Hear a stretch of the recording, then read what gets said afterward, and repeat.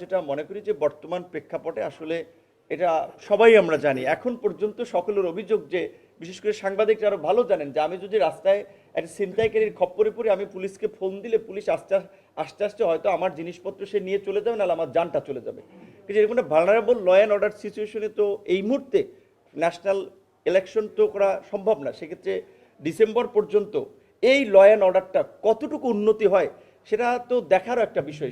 সেই বিবেচনায় আমরা বলেছিলাম যে অন্তত পর্যায়ে এই স্থানীয় পর্যায়ে যেটা একটা মানুষের মধ্যে একটা পজিটিভ প্র্যাকটিসের জন্য, যেহেতু এতদিন নির্বাচন রয়েছে যে জোর যার মুল্লুক তার, মানে যার জোর আছে পেশি শক্তি আছে সেই কেন্দ্র দখল করছে, উপজেলা চেয়ারম্যান হয়েছে, ইউনিয়ন পরিষদের চেয়ারম্যান হয়েছে, জাতীয় নির্বাচনে তাই হয়েছে।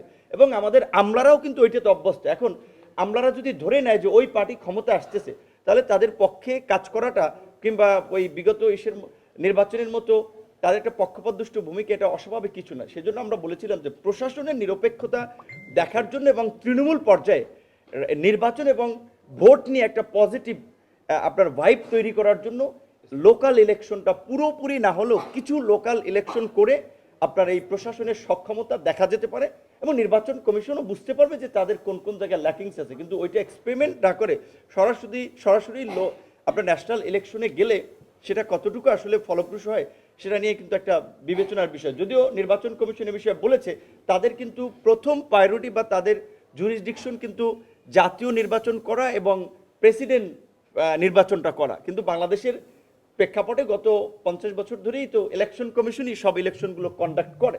সুতরাং এই ক্ষেত্রে রাজনৈতিক ঐক্যমতের উপর ওনারা জোর দিয়েছেন। রাজনৈতিক ঐক্যমত যদি তৈরি হয় তাহলে সেটা সম্ভব এবং আমরা মনে করি রাজনৈতিক ঐক্যমতটা হওয়া প্রয়োজন।